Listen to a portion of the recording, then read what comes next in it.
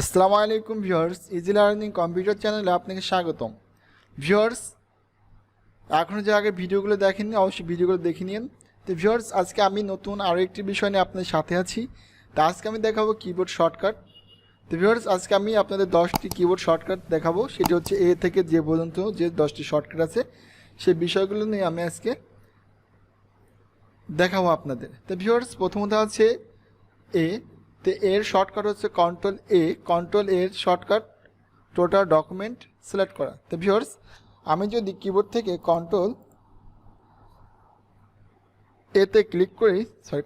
এতে চাপি তাহলে কিন্তু আমাদের টোটাল ডকুমেন্টটা সিলেক্ট হয়ে গেছে। এরপর ভিউয়ার্স আছে কন্ট্রোল বি এর কাজ হচ্ছে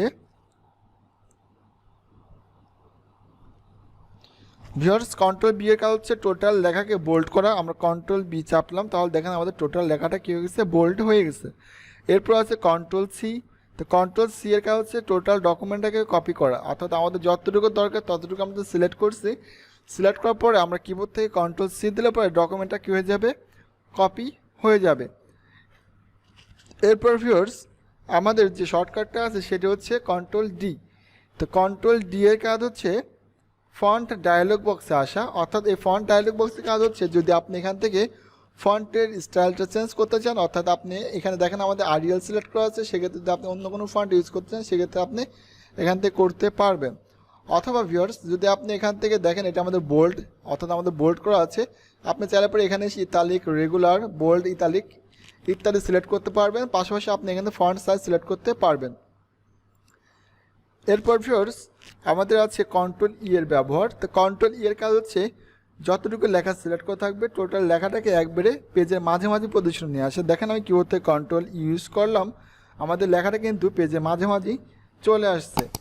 এরপর ভিউয়ার্স আছে কন্ট্রোল এফ এর কাজ হচ্ছে ফাইন্ড, অর্থাৎ ডকুমেন্ট থেকে কোনো শব্দ খুঁজে বের করা। দেখেন ভিউয়ার্স, আমি কিবোর্ড থেকে কন্ট্রোল এফ ইউজ করলাম তাহলে আমাকে একটা ফাইন্ড ডায়লগ বক্স দেখায় দিচ্ছে। তা আমি যদি এখানে যদি একটা ওয়ার্ড লিখি, সাপোজ আমি এখান থেকে খুঁজছি, কোন ওয়ার্ডটা আমি খুঁজছি, আমি এখান থেকে খুঁজছি হচ্ছে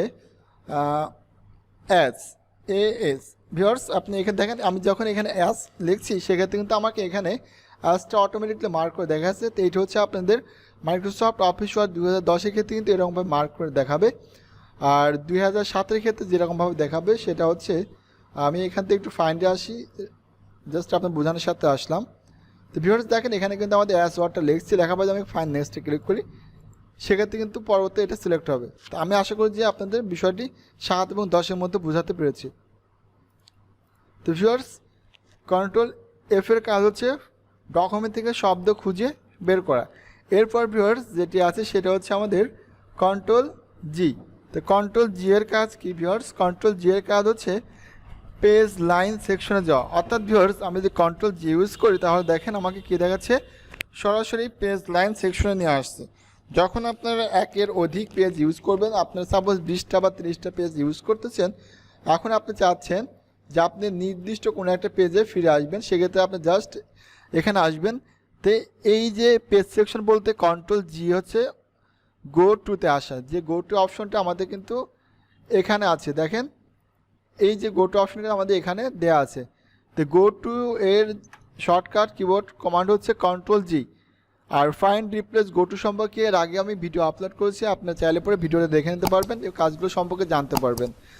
এরপর ভিউয়ার্স যেটা দেওয়া আছে সেটি হচ্ছে কন্ট্রোল এইচ। তো কন্ট্রোল এইচের কাজ হচ্ছে শব্দ পরিবর্তন করা, অর্থাৎ রিপ্লেসের কিবোর্ড শর্টকাট হচ্ছে কন্ট্রোল এইচ। দেখেন ভিউয়ার্স, আমি যদি কিবোর্ড থেকে কন্ট্রোল ইউজ করি সেক্ষেত্রে আমাকে একবারে সরাসরি রিপ্লেস ডায়ালগ বক্সে নিয়ে চলে আসছে। তা আমি চাচ্ছি যে আমি এই অ্যাস ওয়ার্ডটা পরিবর্তন করে আমি এখানে ইফ ওয়ার্ড লিখবো, সেক্ষেত্রে ডকুমেন্টে যে ওয়ার্ডটা থাকবে সেটা লিখবেন ফাইন্ড হোয়াটের করে, আর নতুনভাবে যে ওয়ার্ডটা আপনি ব্যবহার করবেন সেটা লিখবেন হচ্ছে রিপ্লেস উইথের করে। তো ভিউয়ার্স, আমি অ্যাসের পরিবর্তে কী লিখবো, ইফ, তাহলে আমি এখানে জাস্ট ইফ লিখলাম। ভিউয়ার্স, এখানে আমি ইফ লেখার পরে আমি এখানে জাস্ট ফাইন্ড নেক্সটে ক্লিক করবো।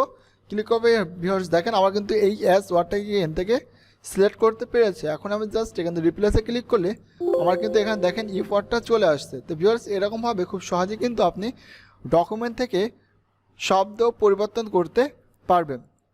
এরপর ভিউয়ার্স 9 নম্বরে যে কিবোর্ড শর্টকাটটা আমরা দেখব সেটা হচ্ছে কন্ট্রোল আই। তো কন্ট্রোল আই এর কাজ হচ্ছে ইতালিক। ইতালিক মানে হচ্ছে লেখাগুলো বাঁকা করা। তো এই লেখা বাঁকা করতে হলে অবশ্যই আপনাকে লেখাটা সিলেক্ট করতে হবে।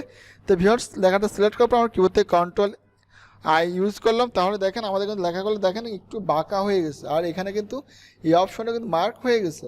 তো ভিউয়ার্স ইতালিক এর শর্টকাট কিবোর্ড কোড হচ্ছে কন্ট্রোল আই।